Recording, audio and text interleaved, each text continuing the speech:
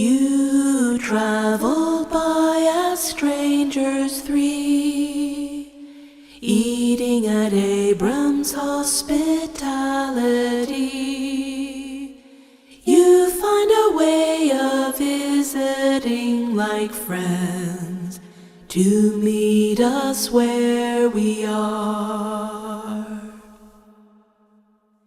You pitched your tent among their tents, neighborhood God who chose to live with them.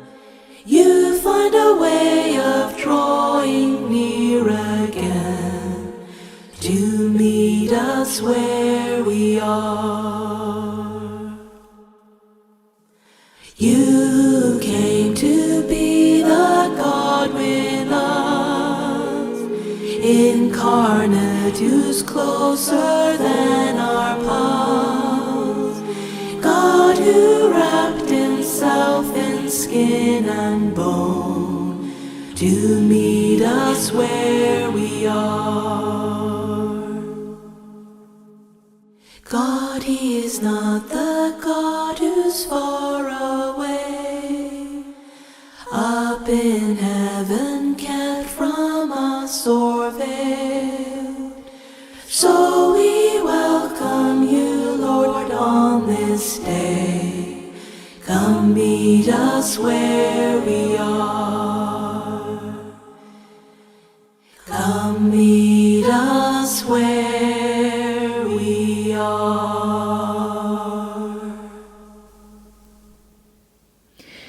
Good morning to you all, and a very warm welcome to Shabbat at the House. My name is Natalie Kendel. I am pastor here at the house, and I will also be your host for today.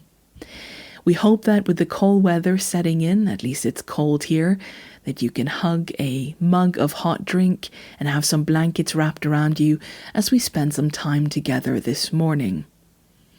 For those of you who are new here, the house is an online house church. You've joined us on our official YouTube channel where you can find stories, music, and events we've shared.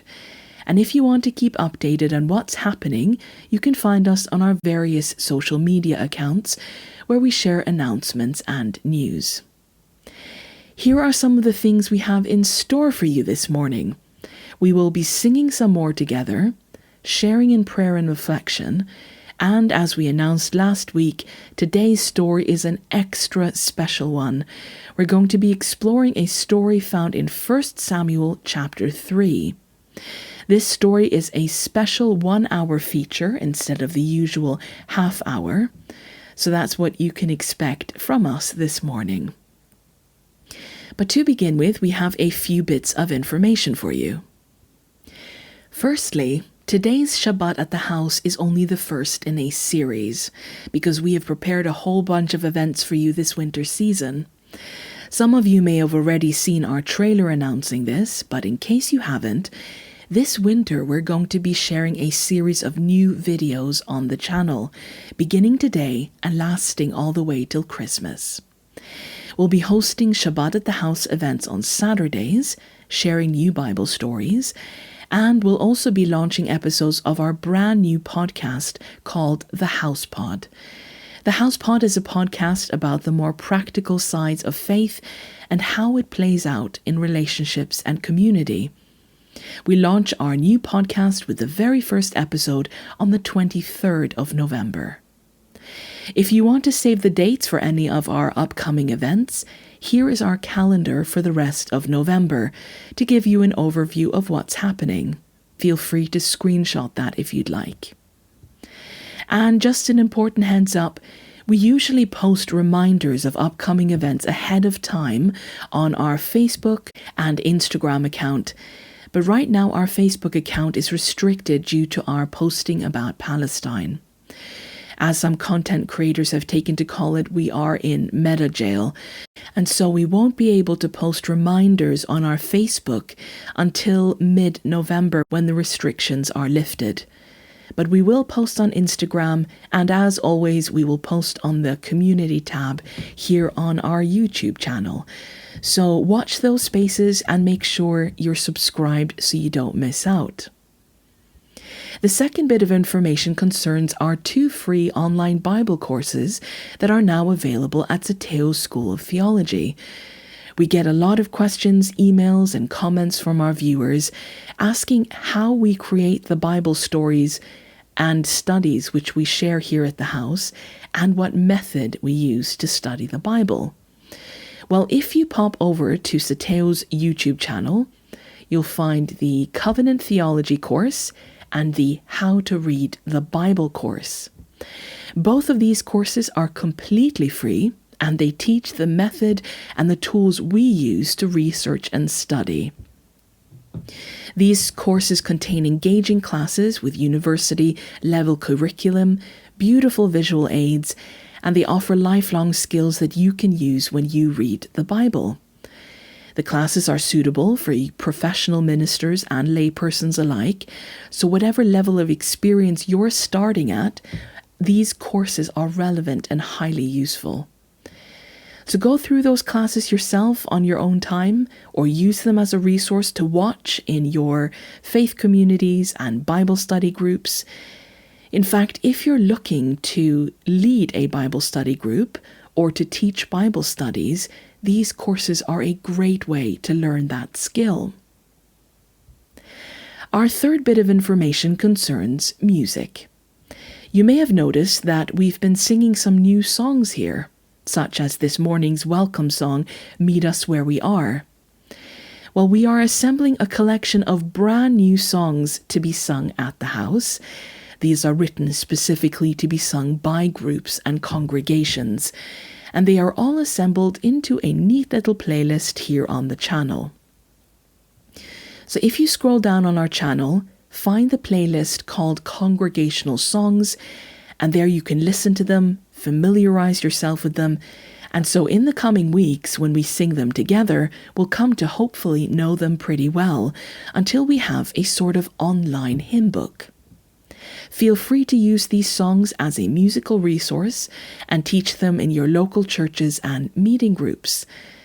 And that's it for today's announcements. Let's now sing together Shine a Little Light. As recorded in Matthew 5:14-16, Jesus told his followers, "You are the light of the world. A town built on a hill cannot be hidden. Neither do people light a lamp and put it under a bowl. Instead, they put it on its stand, and it gives light to everyone in the house. In the same way, let your light shine before others, that they may see your good deeds and glorify your Father in heaven."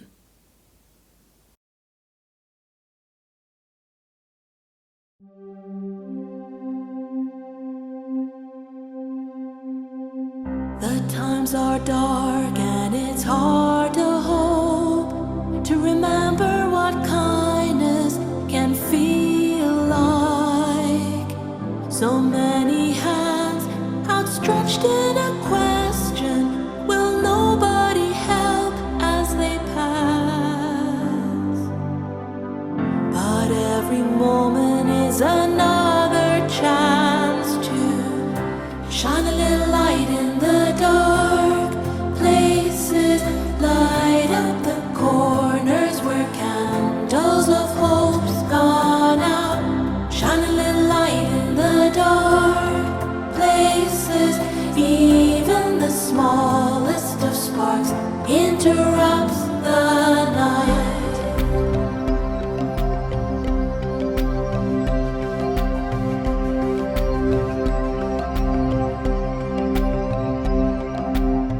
Each day's a new opportunity. Every person you meet's in a battle. Rise up to meet the chances around you, to love and to help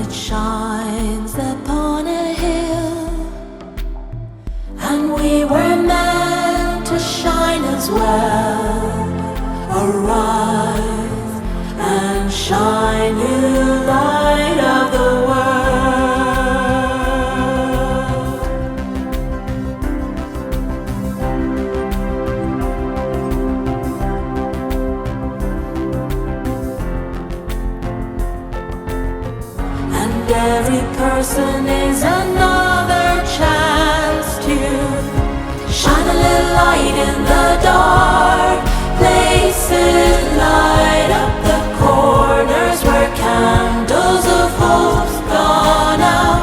Shine a little light in the dark places, even the smallest of sparks interrupts the night. Shine a little light in the dark places, light up the corners where candles of hope's gone out. Shine a little light in the dark places, even the smallest of sparks interrupts the night. Come defy the night and let your light shine.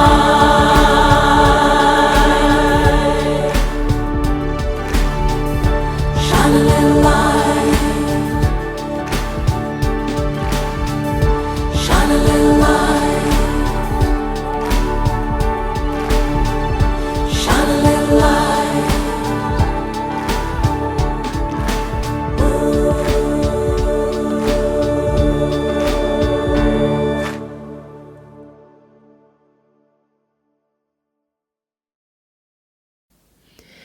Let us now pray together, and at the end of the prayer, anyone who wishes to can join in as we pray our final lines of prayer in unison. Jesus, you who are a light to us in the darkness of our own making, we ask that you will shine out today in a way that we can see and feel that light. Surprise us. Help this morning to be a time where we all can learn something or be reminded of something important, or have some flicker of hope and truth reignited inside us that will spill over into other parts of our lives. Help us to listen as we explore Scripture together, and thank you for making space for wherever each of us are today, whether that place be a place of disillusionment, fear, anxiety, anger, tentative hope, exhaustion. Let each person feel like you see their needs today and that they don't go unmet, but they are met with great generosity and attention. Together we now pray. Jesus, we ask that your Spirit will move us today. We ask that we will be open to what you have to teach us. Inspire in us humility and a hunger for what is right. Amen. It is now time for our segment called Image Bearers. I have been informed in our chat that when I say image bearers, because of my accent, it sounds like I'm saying image bears. But alas, this segment has little to do with our fuzzy forest friends. Image bearers is where we share loving examples of how people have reflected the values and the image of God in everyday life. Today's example comes to us from Instagram. These two parents booked a random flight so that they could see their son, a new pilot, take off on his first commercial flight. They showed up to show their support. Let us be inspired by this loving example. Now it is soon time for our special feature story for today. Before we begin, we'll sing Teach Us, O Rabbi together. This is one of our new songs, and we'll be singing this again during other weeks, especially before we study the Bible together. Teach Us, O Rabbi was written as a call and response song, so you'll see during the verses a single singer will sing one line, the call, and the congregation then sings the next line, the response, and then we'll all join together during the chorus.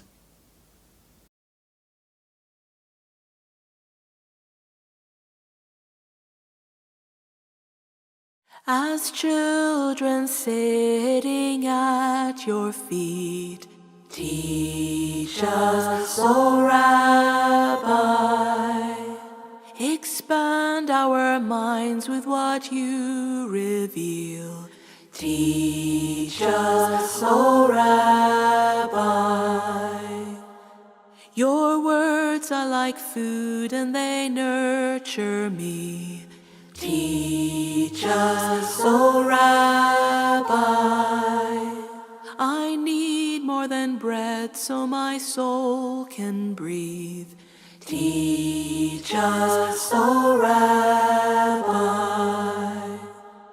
O great teacher, none's like you. Scholars, scribes, or wise men.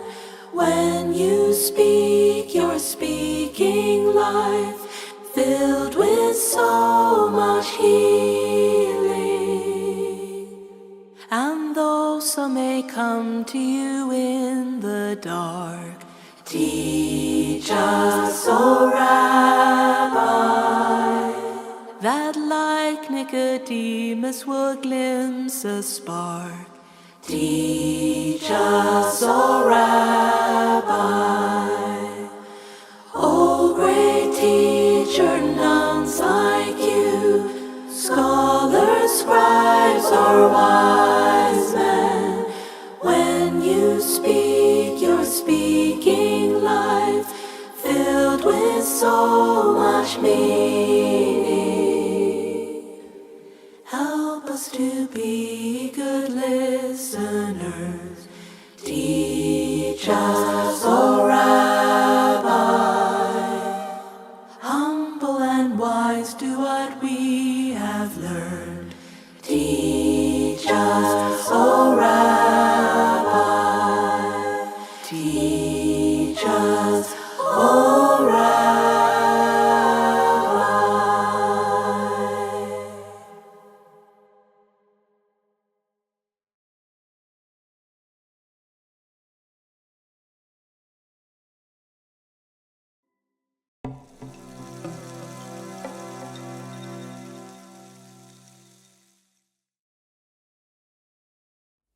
Our story today is taken from the book of 1 Samuel, chapter 3. But to understand the context of our story, we will begin reading from chapter 1. And it begins, "There was a certain man of Ramathaim, a Zuphite from the hill country of Ephraim, whose name was Elkanah. He had 2 wives. The name of one was Hannah, and the name of the other Peninnah. Peninnah had children, but Hannah had no children. Year after year this man went up from his town to worship and sacrifice to the Lord Almighty at Shiloh, where Hophni and Phinehas, the 2 sons of Eli, were priests of the Lord." Verse 6, "Her rival used to provoke her severely, to irritate her. This went on year after year. Whenever Hannah went up to the house of the Lord, her rival provoked her till she wept and would not eat." So here we have the opening scenes of our story. The setting is Israel in the days the people had settled in the land of Canaan. We are introduced to a man named Elkanah who has 2 wives, Hannah and Peninnah. Hannah has no children, and so Peninnah mocks and provokes her about this year after year. This bullying is so prevalent, the author found it necessary to repeat this fact twice in the text. This dynamic happened during a time and in a culture where bearing children was not only viewed as a sign of a blessing from God, but in Israelite society it worked as a sort of rite of passage for women, where their value, belonging, and future provision would lean heavily on whether or not they had children, and particularly sons. And so for Hannah, not being able to have any children was a reality shrouded in shame, grief, and in this case, a good deal of mistreatment. Now each year this family, like other Israelite families, traveled to Shiloh at least once a year. Why? Because Shiloh was where the tabernacle tent was currently located.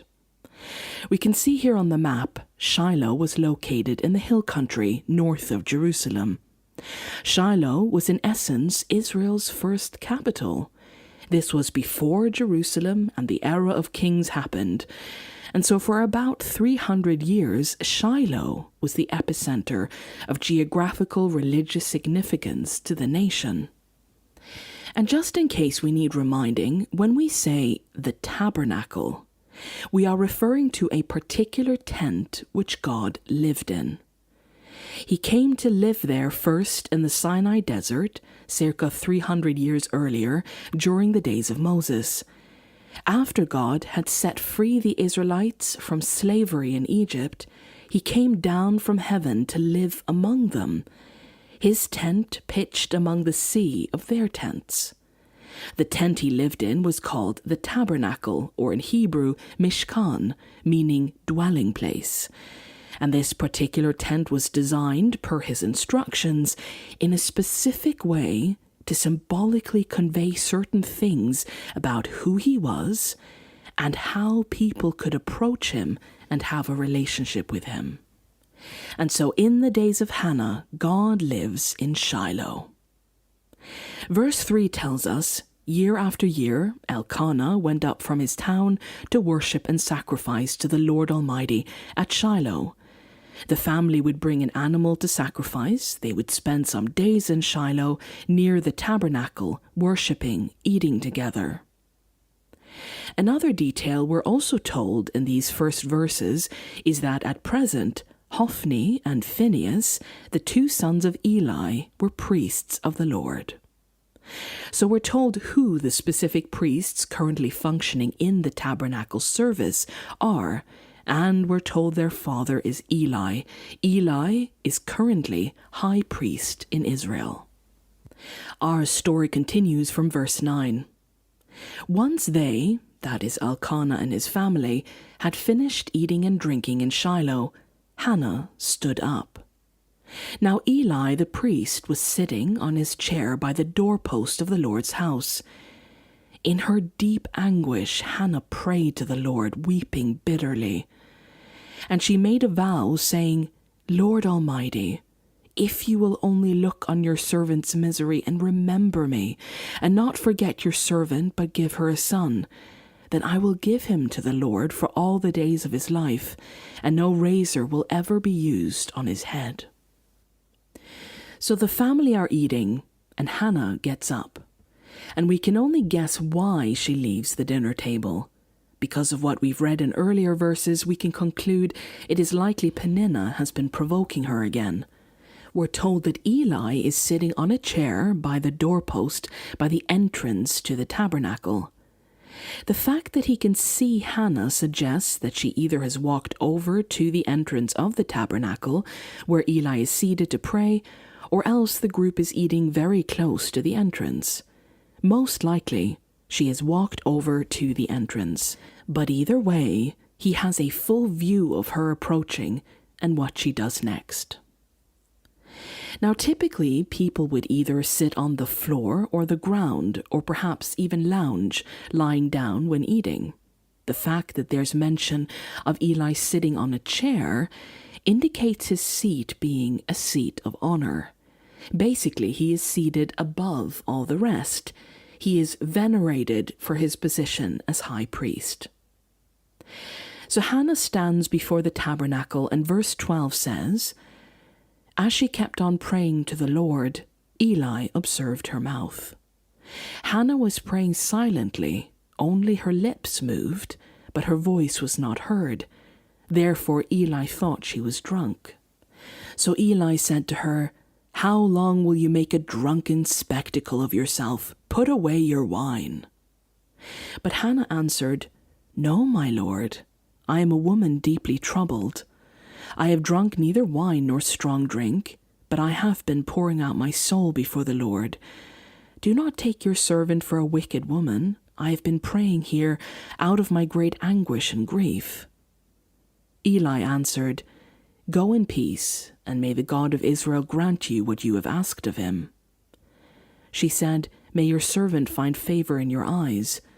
Then she went her way and ate something, and her face was no longer downcast.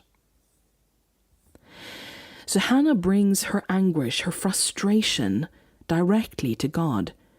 She approaches the tent, she is praying, and Eli assumes she is muttering to herself and drunk. Wine was present and drunk at many festival meals. She explains that she is simply bringing her sorrows to God, and Eli says, "Go in peace, and may God grant you what you have asked for." Verse 19. Early the next morning they arose and worshipped before the Lord, and then went back to their home at Ramah. Elkanah knew his wife Hannah, and the Lord remembered her. So in the course of time Hannah became pregnant and gave birth to a son. She named him Samuel, saying, "Because I asked the Lord for him." So Hannah conceives and bears a son. Some time passes, and we read in verse 22, Hannah said to her husband, "After the boy is weaned, I will take him and present him before the Lord, and he will live there always." Verse 24, after he was weaned, she took the boy with him, young as he was, along with a 3-year-old bull, an ephah of flour, and a skin of wine, and brought him to the house of the Lord at Shiloh. When the bull had been sacrificed, they brought the boy to Eli, and she said to him, "Pardon me, my lord. As surely as you live, I am the woman who stood here beside you praying to the Lord. I prayed for this child, and the Lord has granted me what I asked of him. So now I give him to the Lord. For his whole life he will be given over to the Lord." And he worshipped the Lord there. Chapter 2, verse 11. Then they left him, that is Samuel, there before the Lord, and went home to Ramah. But the boy ministered before the Lord under Eli the priest. So Hannah keeps her promise. When Samuel is still very young, no older than 5 and perhaps even as young as 3, she brings him to live and serve in the tabernacle under Eli the high priest. Eli is in essence adopting Samuel, serving as a parent and a caretaker. And Samuel becomes his apprentice. The child will live with Eli in Shiloh. He will help with the various services a priest carries out and learn the priestly ministry in the tabernacle. But, we may say at this point, doesn't Eli already have sons? We were told he has 2, Hophni and Phinehas. And they have already apprenticed with Eli and are already functioning as priests in the tabernacle. We were told they were the ones overseeing the sacrifices when Elkanah and Hannah went to Shiloh. Well, it's as though the biblical text preempts our question, because the very next thing we read is this. Now the sons of Eli were scoundrels. They had no regard for the Lord. Now it was the practice of the priests that whenever any of the people offered a sacrifice, the priest's servant would come with a 3-pronged fork in his hand while the meat was still being boiled, and would plunge the fork into the pan or kettle or cauldron or pot. Whatever the fork brought up, the priest would take for himself. This is how they treated all the Israelites who came to Shiloh. But even before the fat was burned, the priest's servant would come and say to the person who was sacrificing, "Give the priest some meat to roast. He won't accept boiled meat from you, but only raw." And if the man said to him, "Let them burn the fat first, and then take whatever you wish," he would say, "No, you must give it now. If not, I will take it by force." Thus the sin of the young men was very great in the sight of the Lord, for they treated the offerings of the Lord with contempt. So to explain a little bit of what's happening here, God had set up a priestly system years ago in the Sinai desert. All priests in Israel were to come from one of the 12 Israelite tribes, namely Levi. The priests who worked at the tabernacle service did this full-time. That was their full-time job. And so how were they to be fed and provided for when they could not sow their own crops or rear their own animals? Well, the priests could eat part of the animal sacrifices. That was their food. That was how they were provided for in their vocation. They were basically fed at work. So people from all over would bring animals to be sacrificed. The animal would be slaughtered. Typically, the animal would be burned on the allocated altar until the fat of the meat was burned off. And after this was done, the priests could come and take part of the meat, cook it, and have it for their meal. This idea of the fat of offerings is reflected throughout the Old Testament. For example, David writes in Psalm 66, "I will offer to you burnt offerings of fatted calves." And if you know anything about culinary matters, you know that fat is a big component of flavor. The more fat is on a piece of meat, the juicier, the tastier, the more flavor that meat will hold. Now, some have interpreted burning the fat for God as symbolizing only giving the very best parts to Him. But this is projecting onto the text.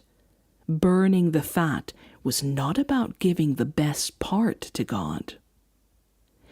In the book of Leviticus, which is a book all about the Levites, the priestly order, and their ministry in the tabernacle, there is talk about a sweet aroma. And the priest shall burn them on the altar as food, an offering made by fire for a sweet aroma. All the fat is the Lord's. This mention of a sweet aroma pops up many other places in the Bible, but what is it referring to? The sweet aroma is referring to the physical fat that is burning, but its meaning goes deeper than that. When Israelites came to the tabernacle to sacrifice an animal, they would come here to the entrance of this section called the outer court. This section is the outside, walled in part around the tabernacle tent. It was in this court that the slaughter of sacrificial animals took place. When the animal had been slaughtered, it would be placed on this altar to burn. The smoke, the scent that rose from the burning animal, drifted from the altar in the outer court and into the compartment of the tabernacle where God Himself was seated. As well as that, one of the priests would take a still burning coal from this altar and place it into this compartment of the tent called the holy place. He'd place the coal on a second smaller altar called the altar of incense. Now, what was the point of all of this? Well, it all has to do with sending a message to those watching.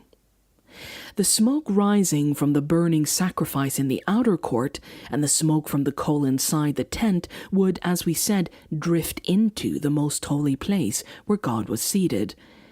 This was a visual symbol meant to communicate something to all the people. It was meant to symbolize prayers. The prayers of the person who brought the sacrifice. The smoke from the burning fat was a visual assurance and message that when you pray for forgiveness, for mercy, for help, for guidance, for thanks, your prayers will always reach God. Your words reach Him. He hears you. He is not the far-off God way up in heaven who doesn't listen, nor is He like the other gods. Unlike with the other gods, with this God, you don't have to sacrifice yourself, cut yourself, dance, sing, make huge gestures, sacrifice your children, your blood, your body in order to be heard by this God. This sacrifice system was saying, you don't have to pay the price. God will always hear you. It is precisely the prayers of the people that make the aroma sweet. Quite strikingly, God not only hears His people, but their prayers are important and beautiful to Him. And so all of this symbolic gesture isn't a matter of a deity being a bloodthirsty God, loving the smell of burning carcasses. In fact, He has much to say about how He doesn't care about that at all. But the significance, the thing which makes that smell sweet, is that it is the people's prayers, them reaching out, wanting to communicate and connect and ask for help. This is what is sweet to him. And so the fat wasn't just fat, it was symbolically rich. Burning the fat was a visual reminder to the Israelites that their prayers reach God. And with this in mind, perhaps we can now better understand that a part of the priest's service instructions was that the fat is the Lord's. In fact, there were very strict guidelines as to not convolute or muddy this symbolism and what it was meant to communicate to the people. Leviticus 7:25, anyone who eats the fat of an animal from which a food offering may be presented to the Lord must be cut off from their people. Don't eat the fat of offerings. Don't mess up the message it communicates. But what are we told Hophni and Phinehas are doing? They are sending in their servant to where the animal sacrifice is being burned. And instead of waiting for the fat to sizzle and burn off, instead of waiting for the leftover meat to be boiled so they can have their meal, they send their servant to demand that they be brought the raw meat, before it's even been burned, because they don't want it boiled, they want to roast it themselves. Again, most food is better in flavor when fried or roasted, not boiled. Anyone who has experienced Northern European cuisine can attest to this, meaning Hophni and Phinehas are messing with the symbolic act representing the people's prayers reaching God for the sake of them having a tastier dinner. Not only that, but, and if the man who is burning the sacrifice said to him, that is their servant, let them burn the fat first and then take whatever you wish, he would say, no, you must give it now. If not, I will take it by force. The two priests, through their servant, are threatening violence towards others in the tabernacle service. Verse 18, but Samuel was ministering before the Lord, a boy wearing a linen ephod. Each year his mother made him a little robe and took it to him when she went up with her husband to offer the annual sacrifice. Eli would bless Elkanah and his wife, saying, may the Lord give you children by this woman to take the place of the one she prayed for and gave to the Lord. Then they would go home. And the Lord was gracious to Hannah. She gave birth to 3 sons and 2 daughters. Meanwhile, the boy Samuel grew up in the presence of the Lord. The story sort of goes, meanwhile, while Hophni and Phinehas are doing all these things, Samuel is ministering before the Lord in the tabernacle. It moves the focus back and forth between Eli's sons and Samuel. We are told Samuel's a boy wearing a linen ephod. An ephod was a linen apron worn by priests while they were serving. It was the work uniform of the Levitical priests. This communicates to us that Samuel seems to be serving as a priest. He is helping carry out the various responsibilities belonging to the priest, even as a boy. Then the story returns again to what Hophni and Phinehas are doing. Now Eli, who was very old, heard about everything his sons were doing to all Israel, and how they slept with the women who served at the entrance to the tent of meeting, that is, the tabernacle. So he said to them, why do you do such things? I hear from all the people about these wicked deeds of yours. No, my sons, the report I hear spreading among the Lord's people is not good. If one person sins against another, God may mediate for the offender. But if anyone sins against the Lord, who will intercede for them? His sons, however, did not listen to their father's rebuke, for it was the Lord's will to put them to death.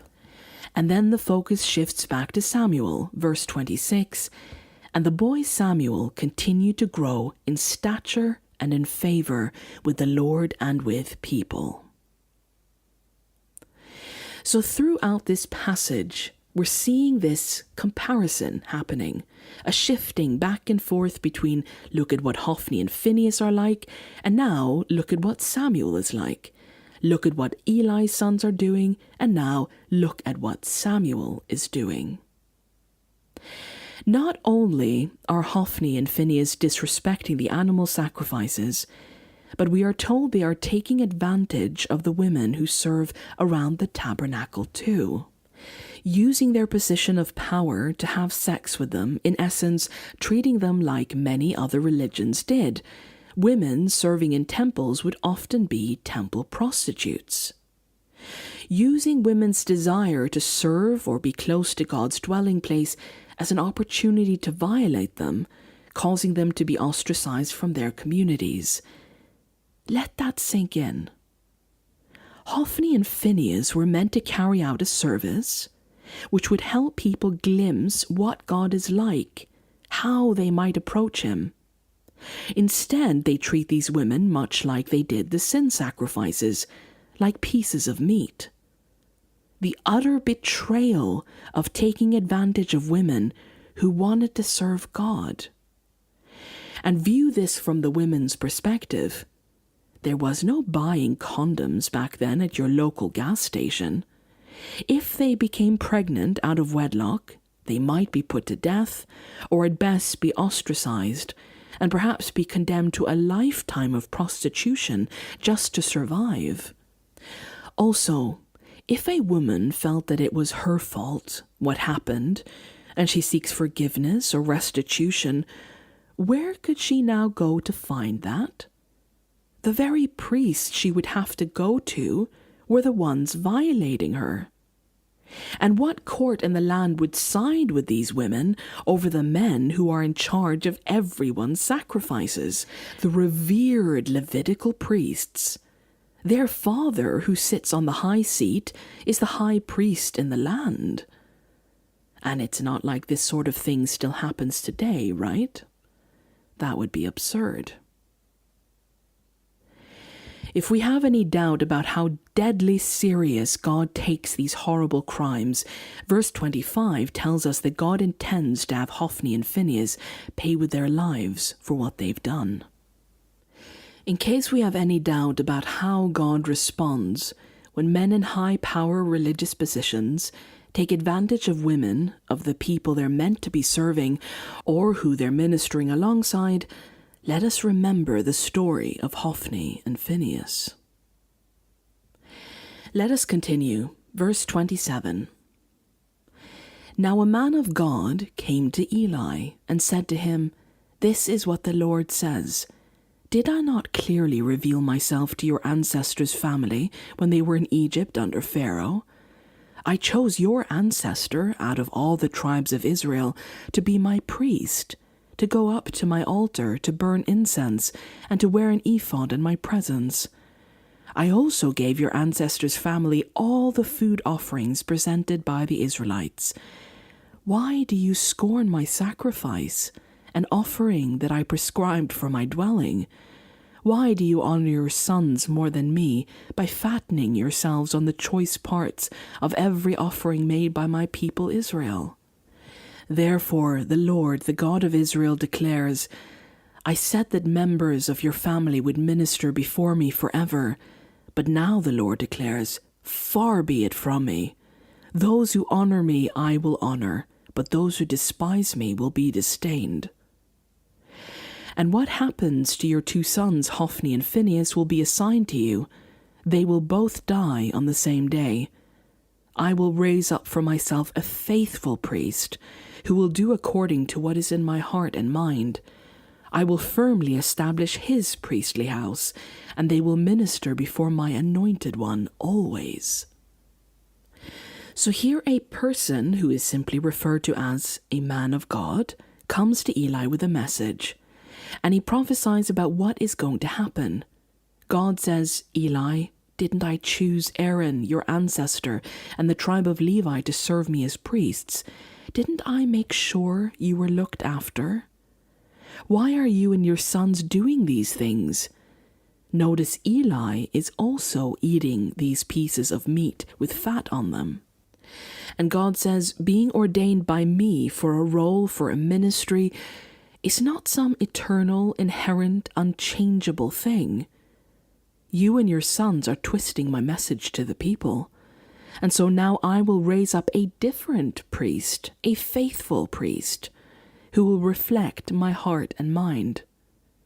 And God concludes this message with, then everyone left in your family line will come and bow down before him for a piece of silver and a loaf of bread and plead, appoint me to some priestly office so that I can have food to eat. This new priest that I'm appointing, Eli, your descendants, will come to him and plead for priestly work. They will bow down to him and ask for some priestly office and the food which comes with it. Basically, Eli, you and your line's monopoly on priestly ordination is coming to an end. And it is at this point that we arrive at chapter 3. The boy Samuel ministered before the Lord under Eli. In those days the word of the Lord was rare. There were not many visions. One night Eli, whose eyes were becoming so weak that he could barely see, was lying down in his usual place.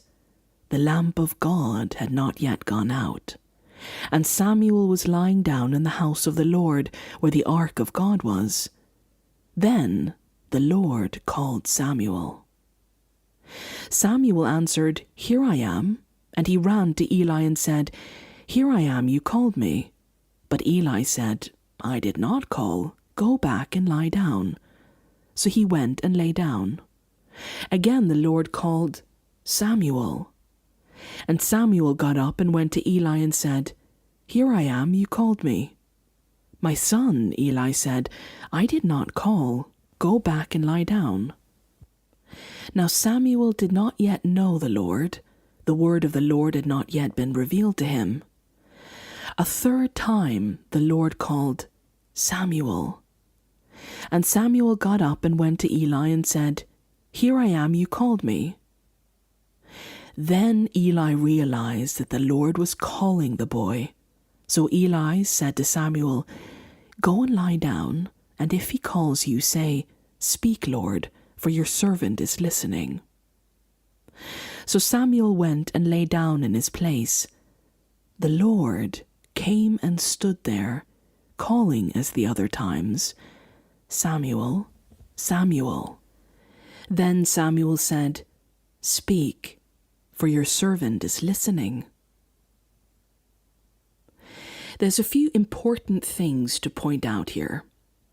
Firstly, the opening of this chapter is genius and worthy of giving one goosebumps. In those days, the word of the Lord was rare.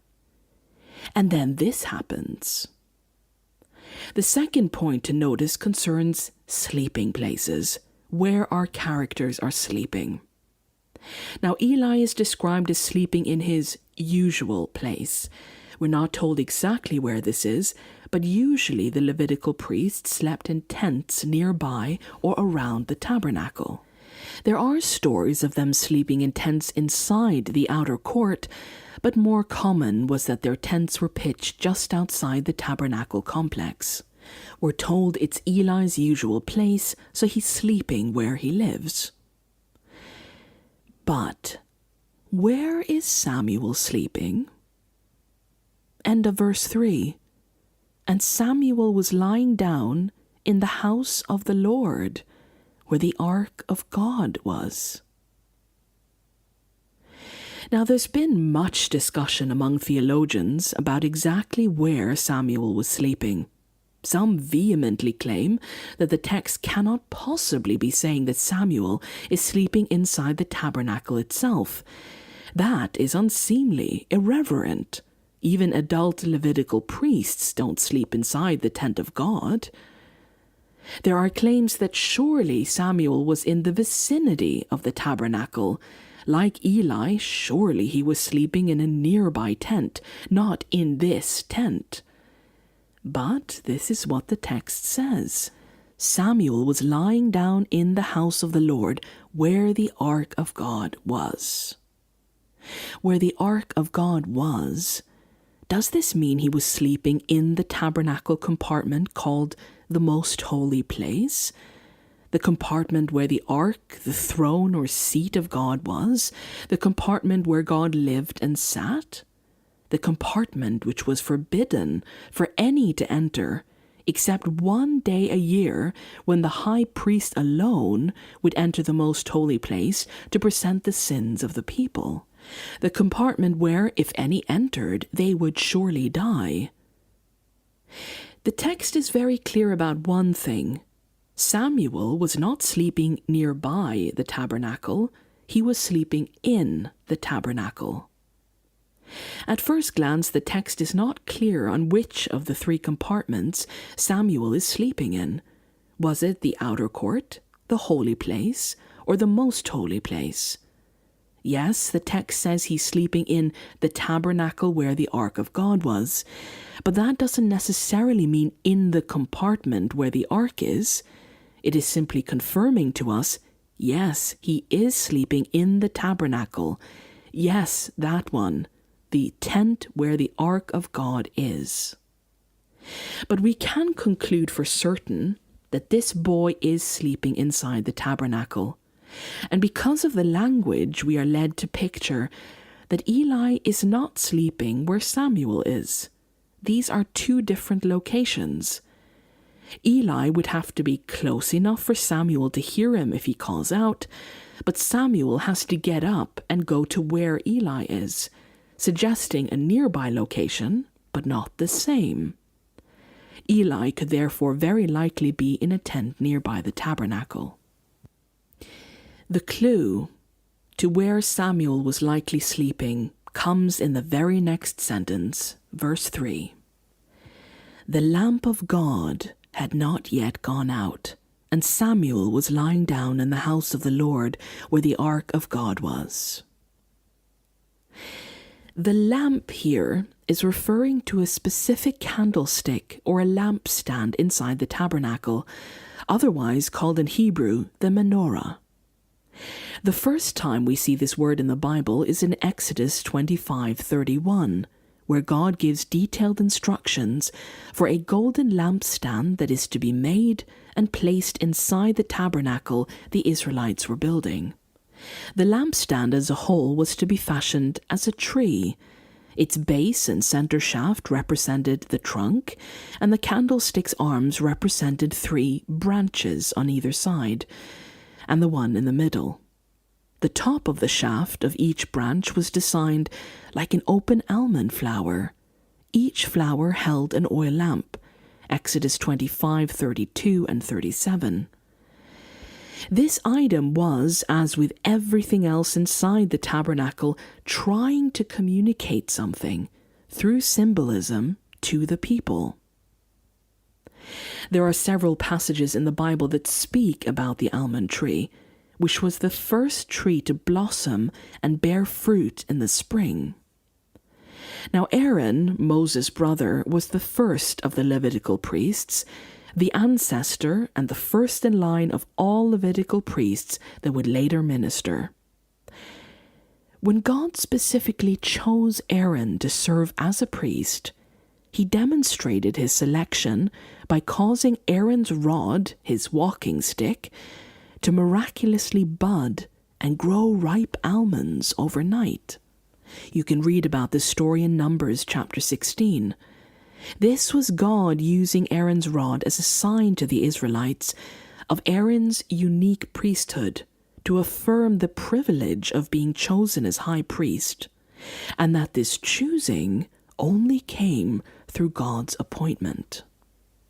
Now, to echo this symbolism, this lampstand, the menorah, was placed in the first section of the tabernacle called the Holy Place, and the lamp was tended to by Aaron and his sons.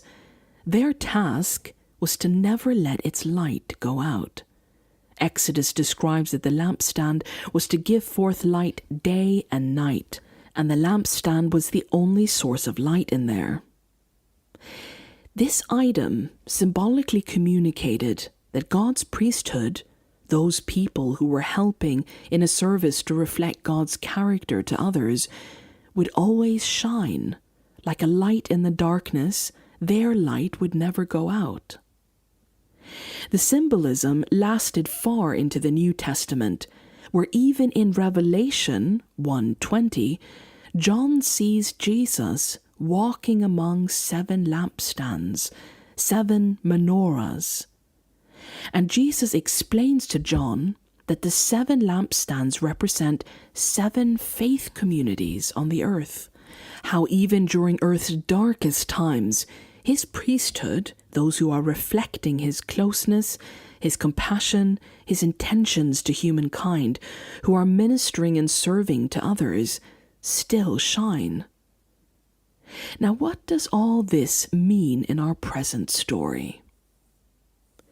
Firstly, it suggests that Samuel is sleeping in the holy place compartment. The Lamb of God had not yet gone out, and Samuel was lying down in the house of the Lord. The language and mentioning these 2 factors in the same breath alludes to them being in the same place. Secondly, notice the language connecting certain facts. The boy Samuel ministered before the Lord under Eli, whose eyes were becoming so weak that he could barely see, and the Lamb of God had not yet gone out, and Samuel was lying down in the house of the Lord. We are told Eli is technically blind. How is it that the lamp still hasn't gone out? If Eli is nearly blind, he cannot effectively carry out his tasks in the tabernacle. Tasks like replacing the bread, keeping the lamp burning day and night, sprinkling the blood on the curtain of the most holy place. He cannot carry out these duties, at least not without help. Imagine that dimly lit tent with only one light source for a nearly blind man. And based on our earlier description of Hophni and Phinehas, they aren't exactly faithful in carrying out the duties in their father's stead. They are off after the women and busy roasting their dinners. Everything we know about them suggests that they aren't reliable priests. So who then is either helping Eli or doing these tasks themselves? Well, Samuel the child. Either he is guiding Eli around, placing his hand on the bowl filled with blood, saying sprinkle here, or guiding Eli's hands to say here's the bread, or here's the oil to light the lamp. But most likely Samuel is also, or exclusively, doing these things himself. He is the one making sure the menorah, the lamp, doesn't go out. Day and night he's watching it. He's the one helping replace the bread. He's the one bringing the people's offerings and prayers to God. If Eli is the high priest in Israel, and Eli is unable to fully or partly carry out his duties, and his sons don't carry out those duties properly or at all, this means that Samuel is. Samuel is the one carrying out the duties of the high priest. Samuel is the one ministering for God's people. But this ministry work was reserved for adults, for priests who were 25 years or over. Then again, these were not exactly days when the Levitical priests were doing what they were supposed to. And here we come to a second beautiful thing that the mention of the menorah is alluding to. Because we've just had chapter 2 explain to us extensively about the evils of the priests, and it concluded with God sending a messenger to tell Eli, your line is about to be broken. But then we have this stirring sentence, the lamp of God had not yet gone out. That lampstand that represented Aaron's appointment, the ever-burning, ever-lit ministry of God's priesthood on earth, the one that looked like an almond tree blossoming, has not yet gone out. Things look bad, but the lamp of God is still burning. Just because some people have failed in their ministries doesn't mean God is giving up on ministering to people. He's just going to have to find someone else. Now God calls to Samuel where he's lying down. Eventually Eli realizes that it's God calling this boy, and he instructs his apprentice to say, "Speak, Lord, for your servant is listening." So Samuel went and lay down in his place. The Lord came and stood there, calling as the other times, "Samuel, Samuel." Then Samuel said, "Speak, for your servant is listening." Note something here. Verse 10, the Lord came and stood there. He has personally come, is standing there and talking to Samuel. Verse 11, and the Lord said to Samuel, "See, I'm about to do something in Israel that will make the ears of everyone who hears about it tingle.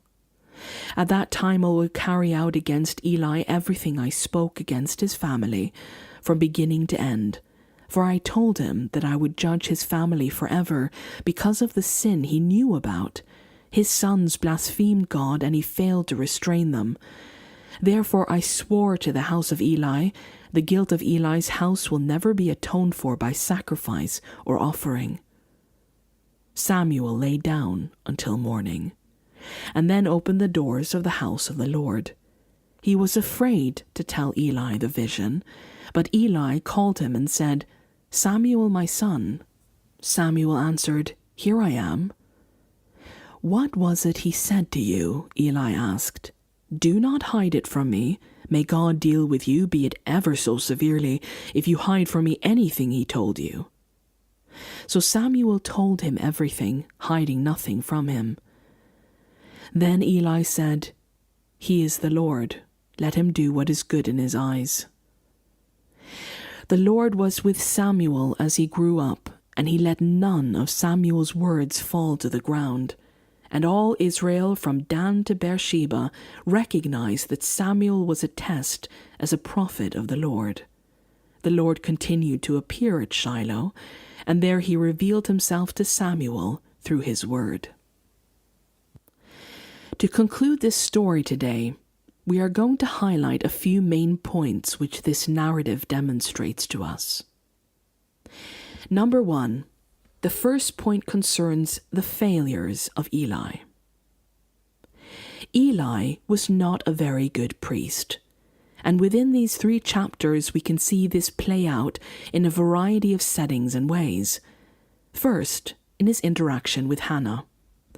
Eli served as a priest for many years. You'd think a priest would know a praying person when he saw one. A woman approaches the tabernacle, a place where people bring their prayers to God.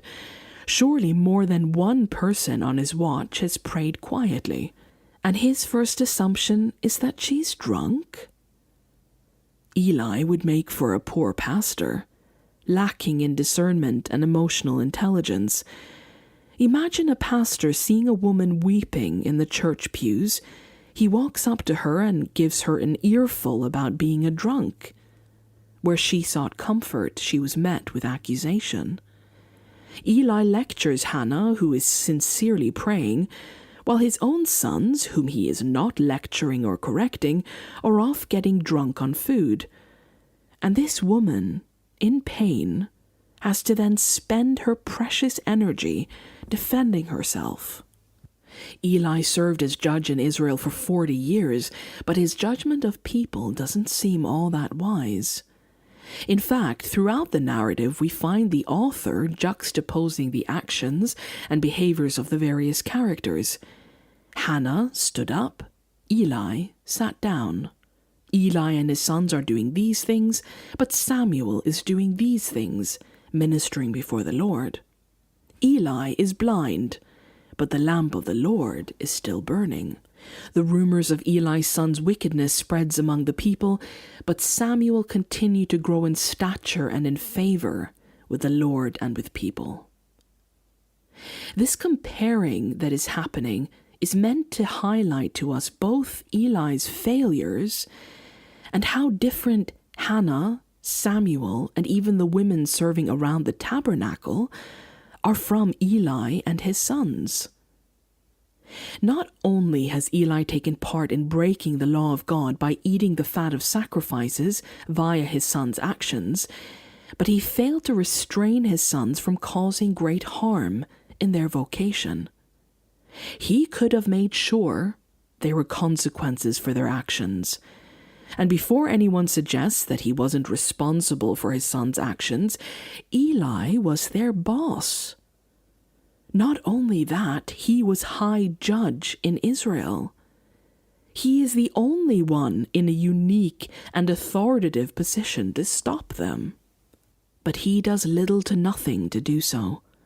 His one mentioned attempt is half-hearted. He doesn't stop their corruption. Magistrate Eli, have you nothing to say about the violation of these women in ministry? Supreme Court Justice Eli, your gavel lies quietly on your desk. Even though judgment is not only within your authority, it's your responsibility, yet corruption is permitted to flourish under Eli's eye. Eli, in many respects, is a horrible leader and a terrible example.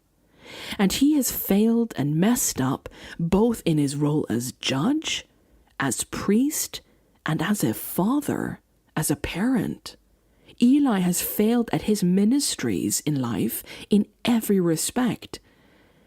And this isn't us reading into the story. God himself clearly says so in the text.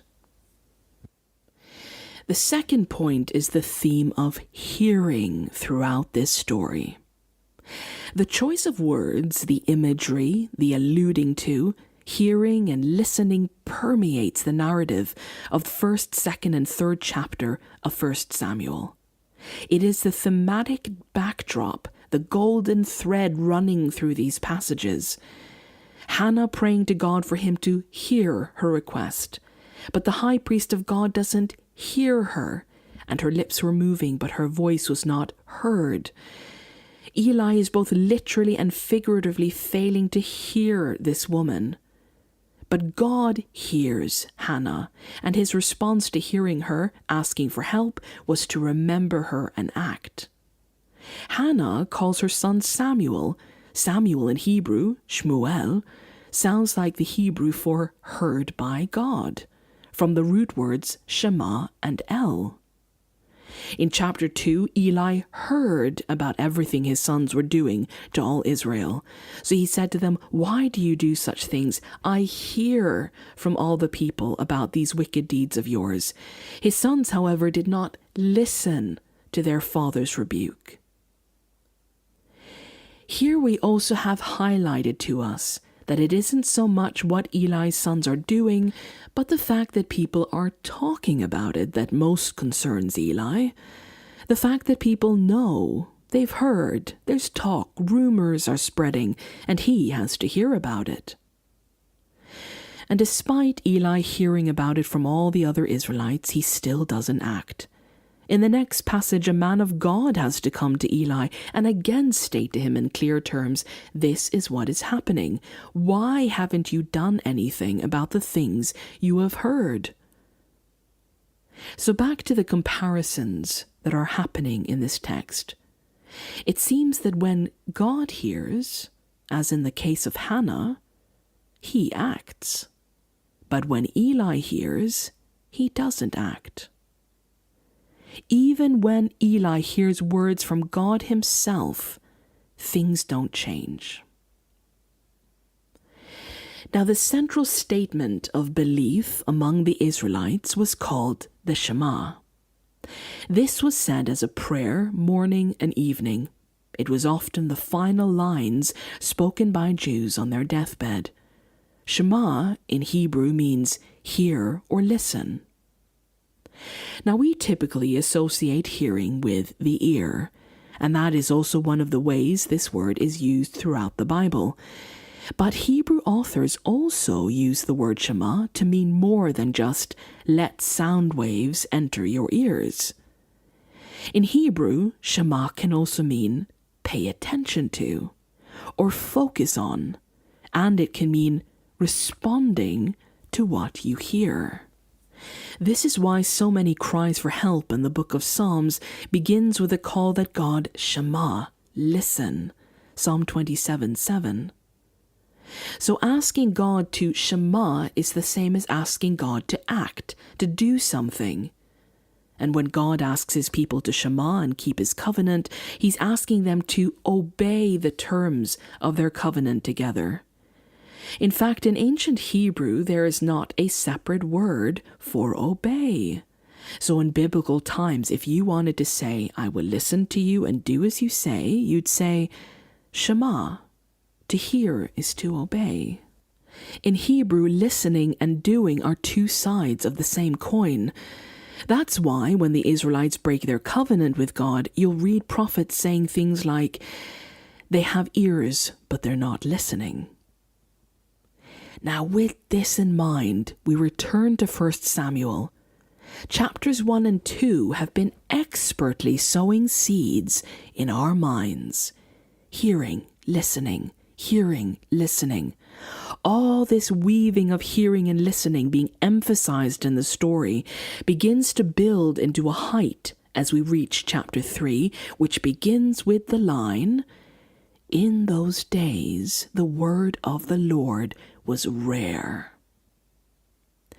Now, because we have read the 2 chapters before, because we now understand what's going on among the priests in the land of Israel, because we understand the context, the author is guiding us to connect that in those days the word of the Lord was rare. And why might that be? Well, because nearly no one is listening. It's not a matter of God giving his people the silent treatment. He hasn't lost his voice. The word of the Lord is rare because they are not listening. And when he does speak, even their high priest does not act on it. He does not Shema. Now God is taking the initiative and calling out to someone new, to a child. Will this child Shema where the adults haven't? Then the Lord called Samuel. Samuel answered, Here I am. And he ran to Eli and said, Here I am, you called me. Again, the author is highlighting to us how Samuel differs from the adults around him. God calls, Samuel responds. Not once, he gets up and responds 3 times. At this point, Eli realizes the Lord is calling to Samuel, and he tells him to reply with, Speak, Lord, for your servant is listening. I'd like us to take a moment to notice something here. I'd like us to notice that God is seeking consent. God is God of the universe. He can do whatever he likes, has limitless power. He can talk to whom he wishes and use whom he likes. But this God doesn't swarm a child while he's sleeping and dump a bunch of prophecy and messages on him without permission. Who is this God who seeks permission, who waits for consent from his creation, who respects the consent of a child? Who is this God who waits for, Speak, Lord? And what does that tell us about how we should be relating to consent? How we should be respecting the consent of our children? After all, if the God of the universe does, what makes us think we mustn't? Samuel says, Speak, Lord. And only now does the Lord show up. Now the text tells us that he comes and stands there and says Samuel's name. Speak, for your servant is listening. Speak, for your servant is Shemaing. It would seem God has found someone in Israel who will listen. Which brings us to our third point. The third theme represented here concerns qualified people versus unqualified people.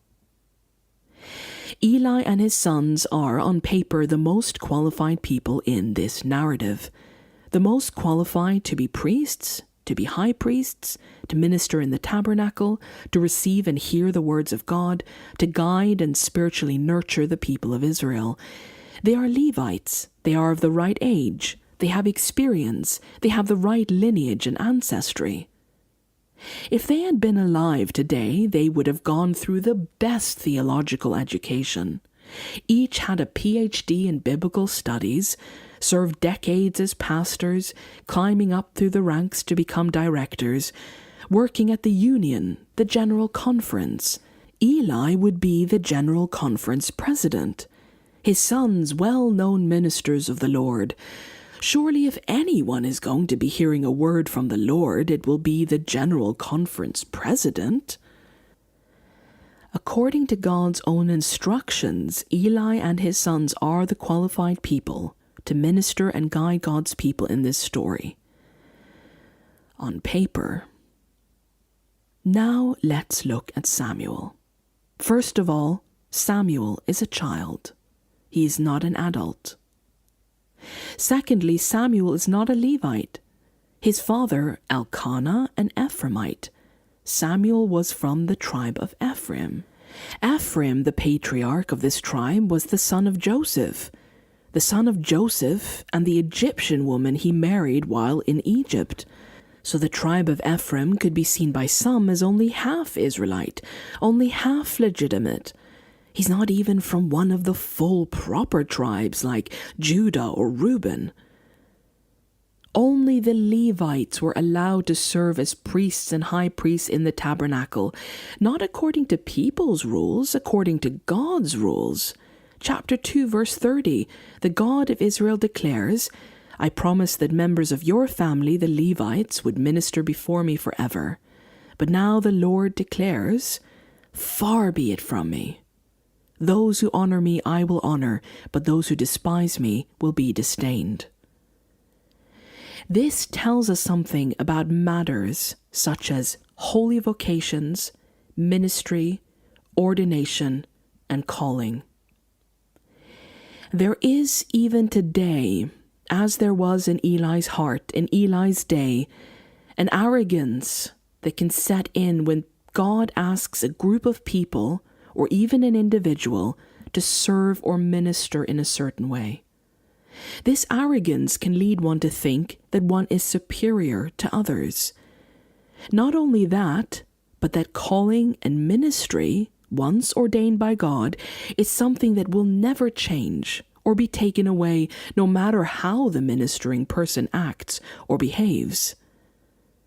And what is God's response to such thinking? Far be it from me. Those who honor me I will honor, but those who despise me will be disdained. Let this be a warning to anyone in any form of ministerial role or who think they have been particularly chosen or set apart by God for something. No amount of being selected or chosen will ever mask the harm you do to others. Your position as elder, pastor, priest, youth leader, preacher, evangelist, Bible teacher, monk, theologian, priest, missionary, bishop, pope, church administrator, church president will never cover corruption, abuse of power, or your complacency towards the spiritual abuse by yourself or those in your charge. Remember, Eli did not sleep with those women or instigate the eating of the fat himself, but he did fail to stop it, and that made him complicit in those sins. A calling is not forever. An ordination is not a sealed deal. Just ask Eli and his sons. Ask King Saul, who came later on. How many spiritual leaders have held up their calling, their special selection, as a get-out-of-jail-free card to excuse the harm that they have done? You can be the most qualified person in the room. You can have years of ministry under your belt, be part of a chosen people, but do not delude yourself into thinking that God will continue to honor you or choose you when you will not Shema. God rejected the Levitical priests and went and spoke to someone else, ordained someone else. And look at the glory of the kind of people God speaks to and through. In a time when the word of the Lord was rare, Eli is silent. But in chapter 2, we find a whole prophetic soliloquy spoken by Hannah. She is standing next to the high priest of God, but it is Hannah whose mouth is filled with prophecy, about the bows of enemy warriors being broken, about how the hungry will be filled. Not only that, but the last line of her prayer is, "He will give strength to his king and exalt the horn of his anointed." Hannah is speaking a prophecy about a king. At this time, there is no king in Israel. She's saying this before there is even a discussion of the Israelites wanting a king. But her son Samuel is going to anoint King David years later. In a time when the word of the Lord was rare, God spoke to a woman, while the high priest sits silently next to her. In a time when the word of the Lord was rare, God spoke to a child, while the high priest was next door. A woman instead of a man, a child instead of an adult, a boy from the wrong tribe instead of to a Levite. What does this story tell us about calling and ministry? It tells us that God chooses whomever he likes, that the seemingly qualified are not always qualified, and the seemingly unsuitable are sometimes exactly the best suited, and that ministerial ordination, calling, choosing of any kind, is not some static thing. God will speak to those who Shema, not to those who inhabit the proper position or title, even if it was he who originally gave them that title. And it is here we arrive at our fourth and final point, what Eli did right. We've spoken of Eli's failures, how he failed on every front, in his ministry, as priest, as parent, as leader. But Eli's actions in chapter 3 also demonstrate him doing something very right. When Samuel, a child, his apprentice, comes to him in the night, thinking Eli's called him, and Eli realizes that God is trying to speak to Samuel, what feelings, what thoughts may Eli have had at that moment? Well, Eli could have asked, "Why isn't God speaking to me? After all, I'm the high priest. I'm the high priest in Israel. I've been chosen. I have served God for decades. For decades I have been judge and ministered in the Lord's house. Why is God speaking to this child and not to me?" But Eli doesn't lash out with disbelief about what Samuel is saying, nor does he respond with jealousy or hatred. He doesn't try to control the situation, saying, "You know what, son, I think you're young to be receiving the word of God.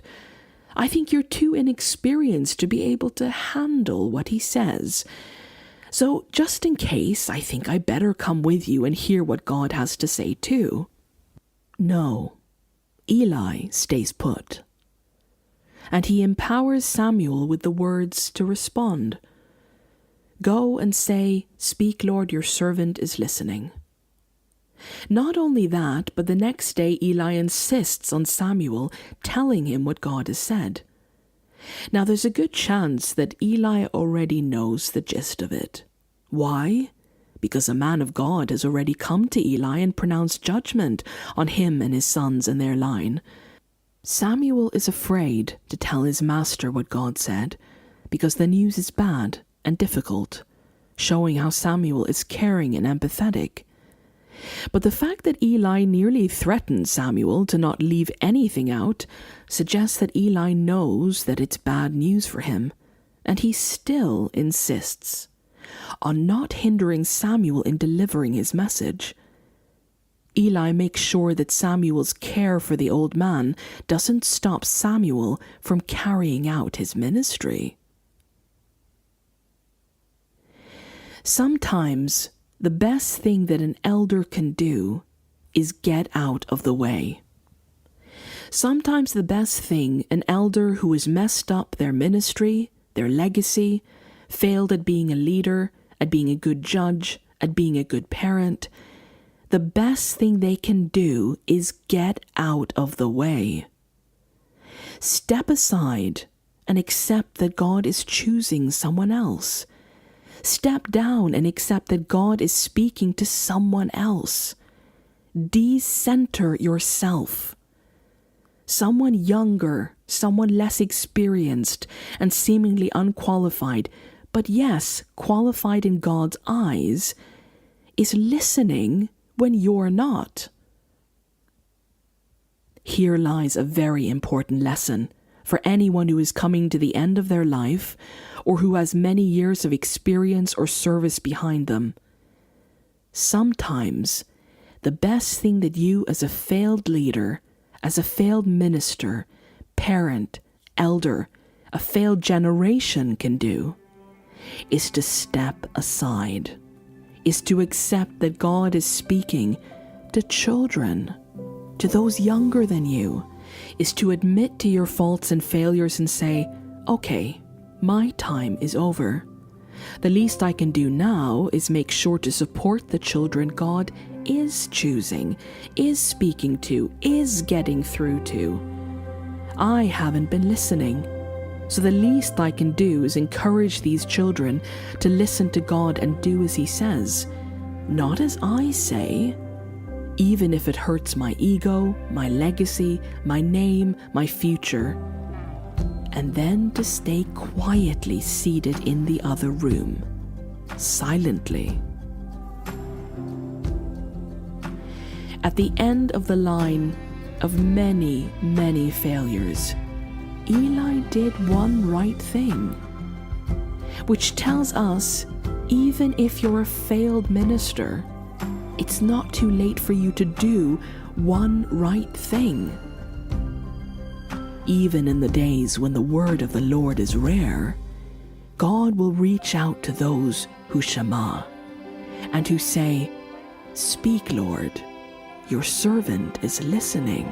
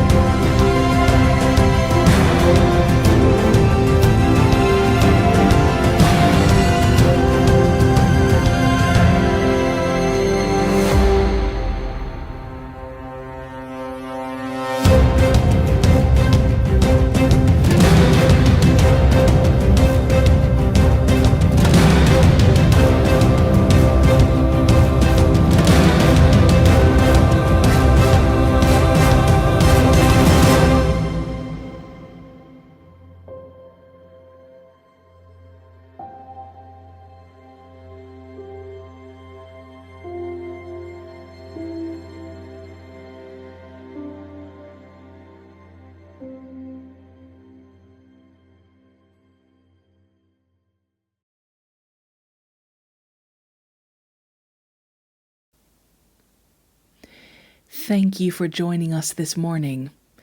As we go each our way today, let us say together, may the God of calling and ministry continue to choose the children and the young to lead us. And may we have the humility to admit to our failures and get out of the way of what God is doing. Next week, we return with another Shabbat at the House and a brand new story, The Murderous Sabbath School Class. What made the people of Nazareth so murderously angry with Jesus on that particular Sabbath morning? Join us next time to find out. Until then, see you next time.